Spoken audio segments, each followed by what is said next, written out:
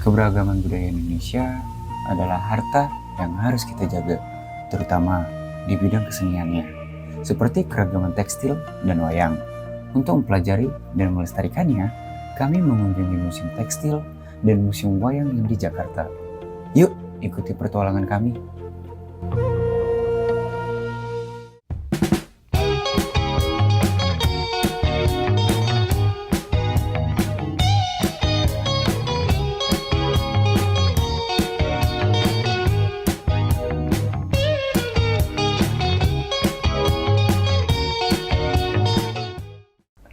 Nah, sekarang kita sudah berada nih di Museum Tekstil. Kita mau ngapain ya? Pastinya kita mau ikutan workshop membatik dong di sini. Lalu ambil pensil, pindah ke sebelah sana, diciplak.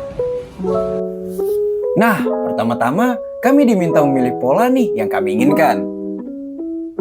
Kemudian, kami menyalin pola tersebut di kain mori. Nah, teman-teman kita di sini terlihat sangat serius bukan? Untuk menyalin pola yang ada.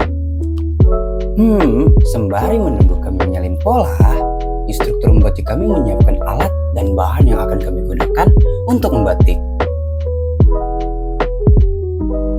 Nah, tahukah kalian bahwa batik dan canting adalah bagian tak terpisahkan dari sejarah dan kebudayaan Indonesia?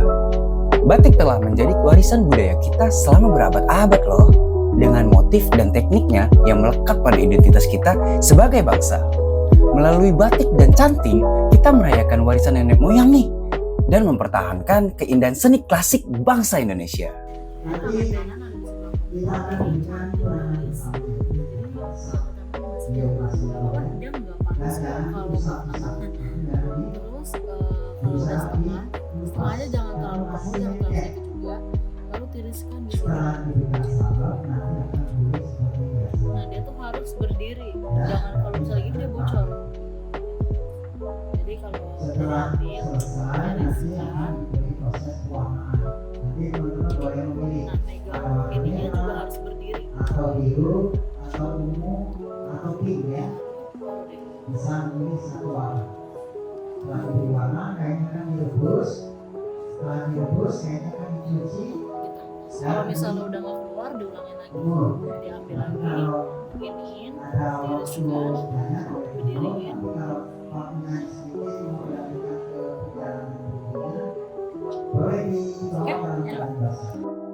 Setelah mendengar penjelasan dari instruktur, kita bisa mengetahui cara membatik menggunakan canting.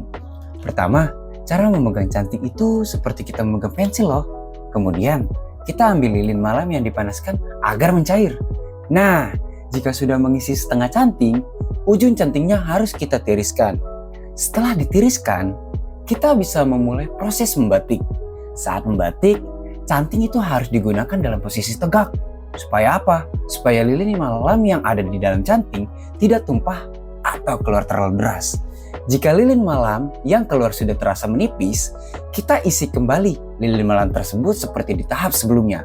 Kita ulangi sampai bagian depan dan belakang pola selesai digambar. Kita lanjut ke proses selanjutnya.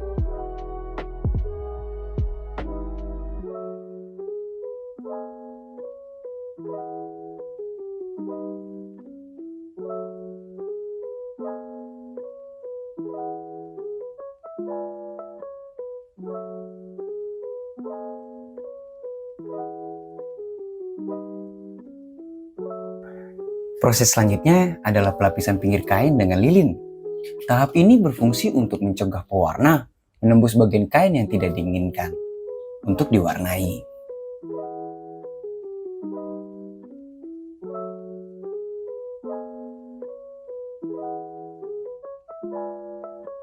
Setelah dilapisi lilin, kain dicelupkan ke pewarna yang kami inginkan. Terakhir, kain direbus lagi untuk meluruhkan lilin yang masih menempel. Jadi deh, sambil menunggu kain selesai dijemur, kita melihat pameran di Museum Tekstil. Dan selain juga semua pameran yang ada di sini itu punyanya Ibu Eiko Atmakusuma. Nah, beliau ini adalah orang Jepang yang menikah dengan orang Indonesia dan dia tuh mencintai wastra Indonesia. Wastra itu kain ya. Dia mencintai wastra Indonesia sehingga dia mengoleksi sebanyak 2000 kain wastra. Nah, disumbangkan ke museum ini sebanyak 1.500 untuk melestarikan sudah meninggal sejak tahun 2011. Nah, kalau kakak-kakak lihat di sebelah kiri dan kanan itu ada batik ya. Pedalaman dan juga pesisir. Kalau pedalaman dia itu batiknya berasal dari Jogja dan Solo. Ini yang Jogja sama yang ini yang Solo. Nah, batik pedalaman ini dari itu memiliki ciri khas warna yang kakak-kakak bisa lihat. Warnanya ada coklat, hitam, putih dan juga biru. Nah, dia itu lebih terkenal sama songket, sama yang di dalam-dalam itu sendiri lebih terkenal sama songket. Kalau di pinggir itu batik semua itu. Ya. Nah, di sini kita sudah memasuki Sumatera dan juga Bengkulu ya. Ini ada salah satu dagang ikat atau sungket. Nah, ini namanya janda berhias. Nah, pada zaman dahulu para janda yang sudah memenuhi syarat untuk menikah kembali, dia menggunakan selendang ini. Nah, yang di sebelah sini adalah namanya tapis kaca. Nah, yang dimaksud kacanya itu adalah yang bulutan.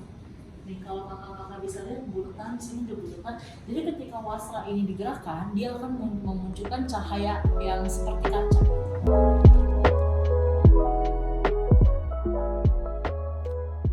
Kita mau menuju ke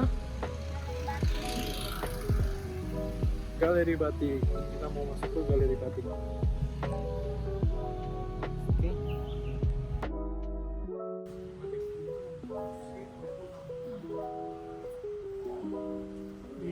Nah, di sini ada bahan-bahan untuk membuat batik. Jadi batik itu ada dua, cetak sama tulis. Ya tadi kakak coba itu batik tulis. Nah, kalau batik cetak, dia punya cetakannya sendiri. Cetakannya ada yang dari besi tembaga, ada yang dari kayu, sama yang sekarang yang lebih sering dipakai dia menggunakan karton.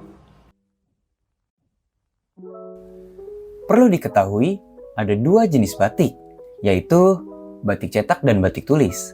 Nah, yang tadi kita lakuin itu contoh batik tulis. Sedangkan batik cetak itu menggunakan cetakan khusus. Ada yang dari besi tembaga, kayu, dan yang saat ini paling sering digunakan itu adalah karton. Setelah itu kan kita masuk. Nah, ini ada kulit batang pohon yang sudah dikeringkan. Ini tuh untuk baju, untuk pakaian biasanya. Nah, ketika kulit batang pohon yang sudah dikeringkan lalu direbus, maka dia akan lunak seperti ini. Cuman kalau mau lebih halus atau lebih lunak gitu teksturnya, kakak-kakak harus merebusnya itu lebih banyak, lebih sering lagi. Nah, kalau ini tuh masih agak keras, masih agak boleh dipegang kok ini kalau penasaran, masih agak bertekstur gitu ya. Ini mah kurang direbus gitu. Nah, kan ukuran badan kan beda-beda ya. Kalau misalnya mau lebih gede gitu, itu dia tekniknya dipukul-pukul. Tadinya tuh cuma segede gini doang, Kak. Ya, cuma segede gini doang. Caranya itu disambungkan. Ini pas masih basah ya, disambungkan, pukul-pukul sampai dia menyatu sendiri. Gitu. Pukul-pukulnya juga nggak boleh terlalu keras, nggak boleh juga terlalu pelan gitu. Harus benar-benar senada. Ini disatuin? Iya, ini yang udah disatuin. Makanya kalau kakak lihat dia ada kayak bekas-bekas gitu. Nah, di sini dia ada alat untuk membuat tenun, namanya gedogan. Nah, di sini itu alat pembuatan tenun ada 3, gedogan, ATBM, sama yang di belakang yang menggunakan mesin. Nah, bedanya apa sih sama semuanya? Kalau misalnya gedogan itu dia hanya bisa membuat tenun nggak lebar, kayak cuma paling segini gitu. Dan dia juga masih sangat tradisional, masih duduknya di bawah. Sedangkan kalau ATBM itu alat tenun bukan mesin. Nah, ATBM ini dia bisa membuat tenun lebih lebar, bisa 1 meter, dan juga duduknya udah di baku. Kalau misalnya yang sudah mesin, itu dia menggunakan mesin, cuman masih dibantu lah sama tenaga manusia. Hai guys, jadi kita sudah selesai di Museum Tekstil. Bener. Jadi sekarang kita mau ke Museum Wayang di Kota Tua. Kita ini masih di Museum Tekstil, kita mau keluar dan kita berpindah tempat. Sekarang kondisi jam 12 lebih. Jam 3 guys. Ya, ini kita ngejar waktu buat ikut workshop di Museum Wayang. Sekarang kita akan menjelajahi tentang wayang, sebuah seni klasik Indonesia yang tak lekang oleh waktu. Berakar dalam sejarah panjang bangsa ini, wayang menjadi pusaka budaya yang diwarisi dari generasi ke generasi. Dari zaman kerajaan hingga modernitas, kehadiran wayang tetap mempesona dengan cerita-cerita epiknya yang syarat makna dan ujaran. Wayang tidak hanya seni, tetapi juga warisan yang mengikatkan kita pada akar budaya yang kaya dan indah dari Indonesia. Kalau zaman dulu wayang kulit itu tidak diwarnai. Kenapa? Karena kita nontonnya di belakang layar. Jadi kita tonton bayangan. Digunakan alat penerangan yang namanya belencong. Belencong itu lampu penerangan dalam pertunjukan wayang.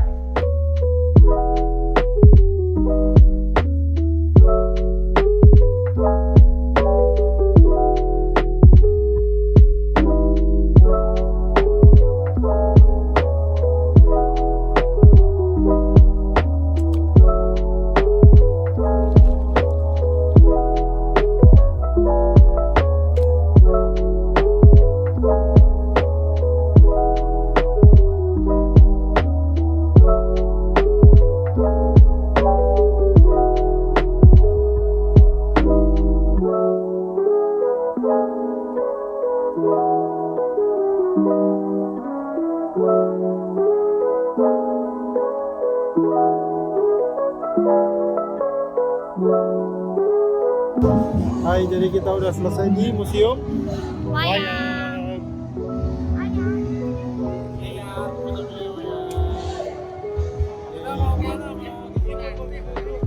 Nih, kita udah selesai. Jadi kita mau cari makan dulu. Bye bye. See you di vlog selanjutnya. Bye.